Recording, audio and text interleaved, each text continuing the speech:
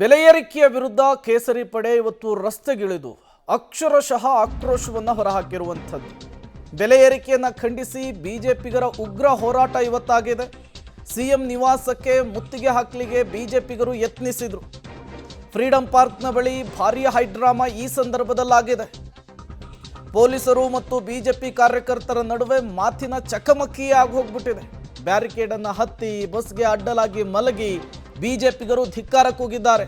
CM ಸಚಿವರ ಪ್ರತಿಕೃತಿಯನ್ನು ದಹಿಸಿ ತಮ್ಮ ಆಕ್ರೋಶವನ್ನು ಹೊರಹಾಕಿದ್ದಾರೆ. ಬಿಎಸ್ ಯಡಿಯೂರಪ್ಪ, ಅಶೋಕ್, ವಿಜಯೇಂದ್ರ ಸೇರಿದಂತೆ ಬಿಜೆಪಿಯ ಪ್ರಮುಖರನ್ನ ಫ್ರೀಡಂ ಪಾರ್ಕ್ನ ಬಳಿಯೇ ಪೊಲೀಸರು ವಶಕ್ಕೆ ಪಡೆದುಕೊಳ್ಳುವ ಮೂಲಕ ಪರಿಸ್ಥಿತಿಯನ್ನು ತಿಳಿಗೊಳಿಸುವಂತಹ ಪ್ರಯತ್ನ ಮಾಡಿದ್ದಾರೆ.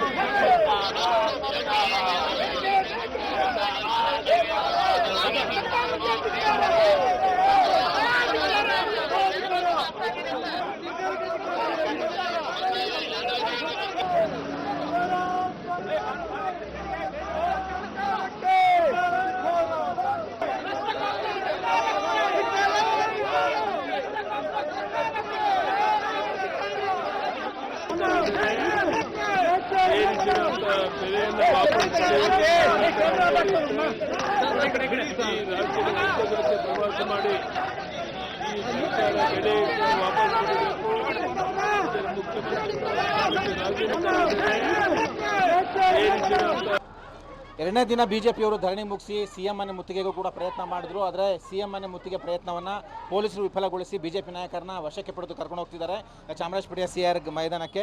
ಈಗ ನಮ್ಮ ಜೊತೆ ಆರೋಶಕರ್ ಮತ್ತು ಶಾಸಕ ಭೈರತಿ ಬಸವರಾಜ್ ಕೂಡ ಇದ್ದಾರೆ. ಇದ್ರ ವಶಕ್ಕೆ ಪಡ್ಕೊಂಡಿದ್ದಾರೆ. ನಿಮ್ಮ ಪ್ರಯತ್ನ ಏನಿದೆ? ಸಿಎಂ ಮನೆ ಮುತ್ತಿಗೆ ಅದು ವಿಫಲ ಆಗಿದೆ.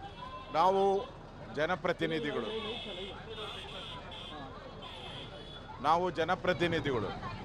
ನಾವು ಮುಖ್ಯಮಂತ್ರಿನ ಭೇಟಿ ಮಾಡೋಕ್ಕೆ, ಅಹವಾಲು ಕೊಡೋಕ್ಕೆ ನಮಗೆ ಕಾನೂನು ಪ್ರಕಾರ ಅಧಿಕಾರ ಇದೆ. ಇವತ್ತು ಅಧಿಕಾರ ಕಸ್ಕೊಂಡು ನಮ್ಮನ್ನು ಇವತ್ತು ಅರೆಸ್ಟ್ ಮಾಡಿ ನಮ್ಮನ್ನು ಕರ್ಕೊಂಡೋಗಿರೋದು ಇದು ಪ್ರಜಾಪ್ರಭುತ್ವದ ವಿರೋಧಿ. ನಾವು ಬೆಲೆ ಏರಿಕೆ ವಿರುದ್ಧ ನಮ್ಮ ಹೋರಾಟ.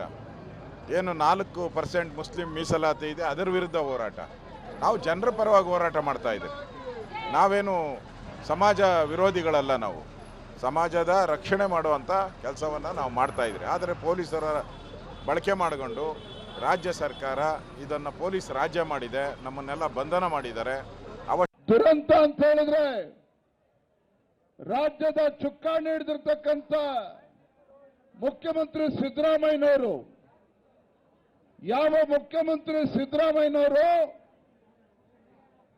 ಬಡವರ ಪರವಾಗಿ, ರೈತರ ಪರವಾಗಿ ಅವರ ಕಣ್ಣೀರನ್ನು ಒರೆಸ್ತೇವೆ ಅಂತೇಳಿ ಅಧಿಕಾರಕ್ಕೆ ಬಂದಿರತಕ್ಕಂಥ ಸಿದ್ದರಾಮಯ್ಯನವರ ಸಮಾಜವಾದಿ ಮುಖವಾಡ 20 ತಿಂಗಳಲ್ಲಿ ಇವತ್ತು ಕಳಿಸಿ ಬಿದ್ದಿರ್ತಕ್ಕಂಥದ್ದು. 20 ಖಂಡಿತ ಬಹಳ ಯಶಸ್ವಿಯಾಗಿ ಇವತ್ತು ಅಹೋರಾತ್ರಿ ನಡೆದಿದೆ.